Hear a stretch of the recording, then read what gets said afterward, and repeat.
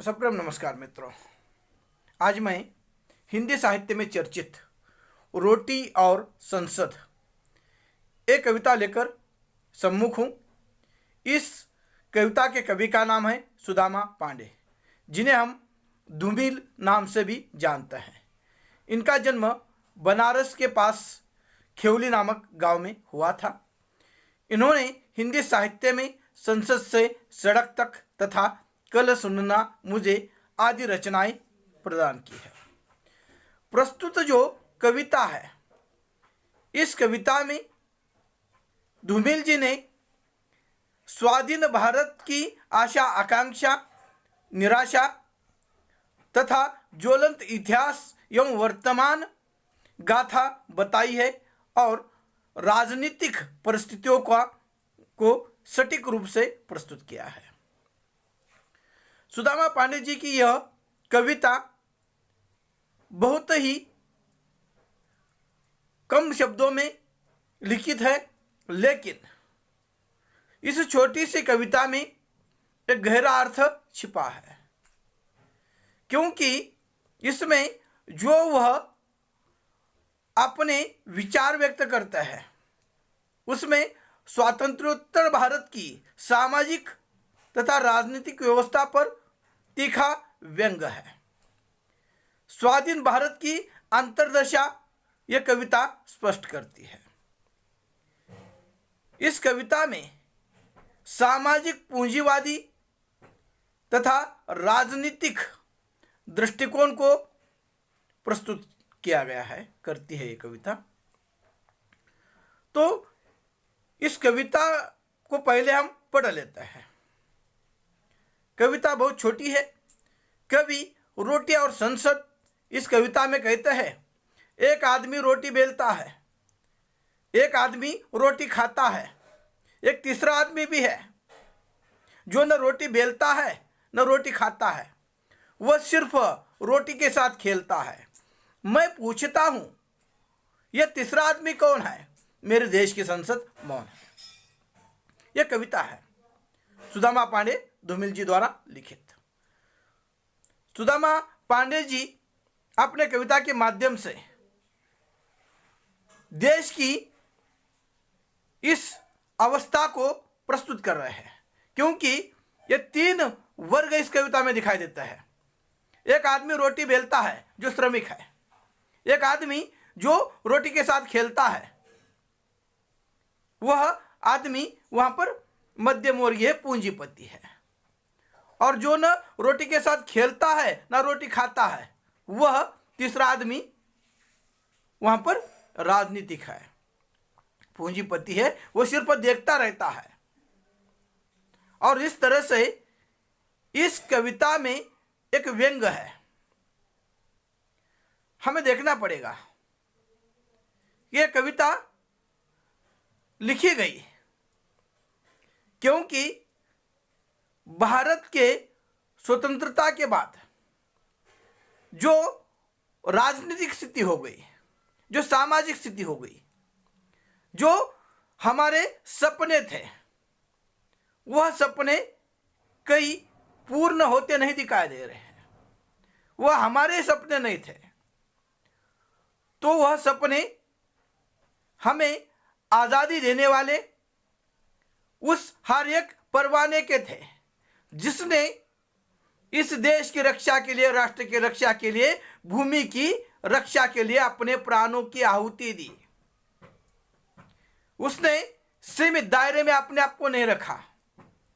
उनका सपना सिर्फ इस राष्ट्र की आज़ादी थी, इस देश के हर एक नागरिक को आज़ादी मिले, उसका भविष्य उज्जवल हो, अपनी इस मातृभूमि की रक्षा हो।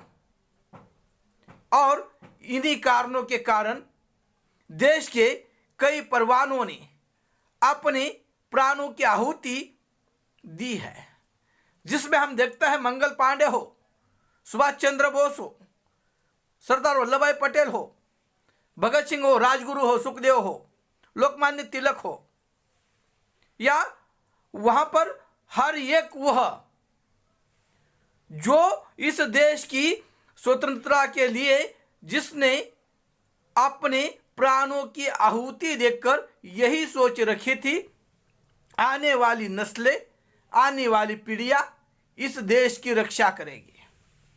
और इस विचार से उन्होंने किसी सीमित दायरे में आकर अपने प्राणों की आहुति नहीं दी। तो उनका जो दृष्टिकोण था, जो विचार थे, वह समस्त भारत के लोगों के लिए थे, इस मातृभूमि के लिए थे। वह किसी एक जाति के लिए, एक गुट के लिए नहीं थे। उन्होंने अपने निजी जीवन को त्याग दिया, अपने सपने छोड़ दिए, अपने परिवार के सपने भी वह छोड़ दिए। और ऐसे राष्ट्र के प्रति जिन्होंने अपने प्राणों की आहुति दी, उनके विचार विशाल थे। और उन्होंने यह समझकर, यह सोचकर इस भारत माता को आज़ादी दी कि आने वाली ये पीढ़ियाँ, आने वाली नस्लें इस देश का विकास करेगी, इस मातृभूमि की रक्षा करेगी। और इसलिए उनके सपने भी थे। ये कवि कहते भी है कि मुझे तोड़ लेना वनमाली, उस पथ पर देना तुम फेंक, जहां मातृभूमि पर शीश चढ़ाने जावे वीरारेख। ये विशालता उनके हृदय में थी। उन्होंने दुश्मनों की गोलियां अपने सीने पर खा ली। हंसते हंसते वह इस राष्ट्र पर कुर्बान हो गए। और उन्होंने कभी भी अपने राष्ट्र के प्रेम का वहां पर दिखावा नहीं किया। उन्होंने कभी यह सोचकर अपने प्राणों की आहुति नहीं दी थी कि मैंने आहुति दी है तो मेरा नाम कहीं पर प्रदर्शित होगा, मेरे नाम की चर्चा होगी। नहीं, यह सीमित दृष्टिकोण उनका नहीं था। तो उनका दृष्टिकोण वहां पर एक विशाल था, अदम्य साहस जिनमें था। हम देख लेते हैं कि जालियनवाला बाग हत्याकांड में जब जनरल डायर द्वारा गोलियां चलाई गई तो अनेकों वीर वहां पर शहीद हुए, जिन्होंने अपने छाती पर गोलियां खाई। अनेकों ऐसे वीर हैं जिन्होंने इस राष्ट्र की सुरक्षा के लिए, राष्ट्र के विकास के लिए, राष्ट्र को स्वतंत्रता दिलाने के लिए अपने प्राणों की आहुति दी। उनका नाम इतिहास के पन्नों पर कहीं नहीं है। ऐसे भी वीर थे जिन्होंने सिर्फ और सिर्फ इस राष्ट्रभूमि की रक्षा के लिए प्राणों की आहुति दी। क्योंकि इतिहास जब लिखा जाता है तो पहले मनुष्य के शरीर पर इतिहास लिखा जाता है, बाद में कागज के पन्नों पर आ जाता है मित्रों। और ऐसे अनगिनत वीर थे, अनगिनत राष्ट्र प्रेमी थे जिन्होंने अपने प्राणों की आहुति दी, लेकिन उनका नाम कहीं इतिहास के पन्नों पर दर्ज दिखाई नहीं देता। फिर भी उनका जो सपना था, उन सपनों को लेकर जब आज वर्तमान में हम देख लेते हैं तो वह आज कहीं उनके विचार, आज कहीं उनकी वो उदात्त भावना, मनुष्य ने उनके विचारों को बांट दिया है। उनके उन विचारों को छिपाकर अपने मन के मनगढ़ंत विचार समाज में लाकर सत्ता हथियाने के लिए, अपने खुद के मतलब के लिए उनके विचारों का इस्तेमाल किया जा रहा है। वहां पर जिन्होंने अपने निजी जीवन को लेकर नहीं सोचा, अपने परिवार को लेकर नहीं सोचा, समस्त भारत को मेरा परिवार समझकर जिन्होंने प्राणों की आहुति दी, उनके ही विचार, उनके बदौलत आज हम आज कहीं पर जीवित है, गुलामी से आज़ाद हो गए, हमें जीवन जीने का अधिकार प्राप्त हुआ। लेकिन ऐसे वीरों के विचारों को भूलकर कहीं पर राजनीति का गंदा खेल खेला जा रहा है। और राजनीति के गंदे खेल में सत्ता हथियाने के लिए, सत्ता प्राप्ति के लिए वहां पर लोगों की भावना के साथ खेला जाता है, लोगों को गुमराह किया जाता है, वास्तविकता लोगों के सामने आने नहीं दी जाती। एक राजनीति का व्यापार बन गया है और उस व्यापार में लोगों को वहां पर गुमराह करते हुए अपने निजी स्वार्थ के लिए जीवन जीने का प्रयास किया जा रहा है। लेकिन जिन्होंने राष्ट्र के लिए कुर्बानी दी, उन्होंने कभी अपने सीमित दायरे में विचार नहीं रखे थे, लेकिन उनके विचारों को लेकर राजनीति के माध्यम से अनेकों बार वहां पर दिखाई देता है, कभी जाति के नाम पर, कभी भाषा के नाम पर, कभी प्रांत के नाम पर अलग अलग लोगों में झगड़ा लगा लेना और खुद का मतलब हथिया लेना। कहा क्या सत्ता पाने के लिए, सत्ता के लिए, अपने नाम के लिए उन परवानों ने वहां पर अपने प्राणों की आहुति दी थी? नहीं। तो उनका सपना विशाल था, वो मातृभूमि के सच्चे भक्त थे। और उस वीरों के बलबूते पर जब आजादी मिली, तब आज वर्तमान में जो राजनीति का गंदा खेल हमारे सामने आ जाता है, जो सत्ता हत्याने के लिए लोगों की भावना के साथ खेला जाता है, लोगों को गुमराह किया जाता है, लोगों को कभी जाति के नाम पर बांटा जाता है, कभी प्रांत के नाम पर बांटा जाता है, आपस में झगड़ा लगाकर अपने खुद के वहां पर मतलब के लिए जीवन जिया जाता है। लोगों को दिखाया जाता है कि हम आपके कितने हितैषी है, हम आपका कितना विचार करते हैं, कितनी सोच आपके बारे में हमारे मन में है। लेकिन खुद का जब जीवन हम देख लेते हैं, जो हमें बता रहे हैं, पाठ पढ़ा रहे हैं, उनका जीवन कभी भी वहां पर समाज के लिए आदर्श नहीं होता। जिन्होंने अपने जीवन में समाज के बारे में कुछ कभी किया नहीं है, सिर्फ फोटो खिंचवाने के लिए, समाचार पत्र में आने के लिए या समाज को दिखाने के लिए जो राजनीति का गंदा खेल खेल लेते हैं। और उसके कारण आज हमारे वीरों के जो विचार की पूंजी थी, वही कहीं ना कहीं वहां पर हमसे, हमारे नजरों से हटती जा रही है। वास्तविकता देश सर्वोपरि होता है, देश हित सर्वोपरि होता है। और जो देश की रक्षा करना चाहता है, देश की हिफाजत करना चाहता है, राष्ट्र की हिफाजत करना चाहता है, वह व्यक्तिगत सुखों को नहीं देखता। लेकिन यहां पर हो रहा है उल्टा। पहले व्यक्तिगत स्वार्थ, मेरे सत्ता मेरे पास चाहिए, मेरे परिवार का नाम होना चाहिए, मेरे अपने विचारों को वहां पर मैं किस तरह से प्रस्तुत कर लोगों को गुमराह करके सत्ता पालूं, चाहे समाज का कुछ हो जाए, चाहे राष्ट्र का कुछ हो जाए, मुझे लेना देना नहीं है, मुझे सिर्फ सत्ता चाहिए। यह घिनौना कार्य कई राष्ट्र विघातक प्रवृत्तियां कर लेते हैं। सभी ऐसे है ऐसा नहीं है, लेकिन जो अपने इस भारत देश में रहते हुए, अपने इस भूमि में रहते हुए, अपने ही देश के बारे में कहीं और जाकर देश को बदनाम करने का प्रयास किया जाता है, यह कैसी राष्ट्रभक्ति है? यह कैसी नीति है? यह कैसी स्थितियां है? अरे जब जिस तिरंगे के लिए अनेकों ने प्राणों की आहुति दी, अनेकों ने अपने प्राणों का बलिदान दिया, वंदे मातरम का नारा लगाने के लिए लाठियां खाई, अपने सीने पर गोलियां खाई, झेली, ऐसे वीर जिन्होंने इस राष्ट्र की सुरक्षा के लिए प्राणों की आहुति दी, वो जब देखते होंगे तो क्या लगता होगा, यह क्या स्थिति है उनके सामने। आज मेरे इस देश के प्रतीक को अपमानित करने का प्रयास किया जा रहा है। अब चाहे किसी भी राजनीतिक दल के साथ जुड़े क्यों ना हो, लेकिन पहले राष्ट्र सर्वप्रथम है। राष्ट्र की रक्षा, राष्ट्र के प्रति जो दायित्व है वह सर्वप्रथम है। लेकिन हुआ उल्टा है। सत्ता पाने के लिए ये राजनीतिक स्थिति इतनी गिर गई है कि सिर्फ मैं किस तरह से सत्ता पा सकता हूं, यह प्रयास चालू है। और यह कविता भी उसी पर निर्देश करती है, क्योंकि जो आशा अपेक्षा क्या थी वीरों की, राष्ट्र सुफलाम सुफलाम होगा, राष्ट्र में भाईचारा होगा, राष्ट्र में प्रेम होगा, राष्ट्र का विकास होगा, भारत भूमि की रक्षा होगी, ये सपने थे। लेकिन वर्तमान में क्या हो रहा है?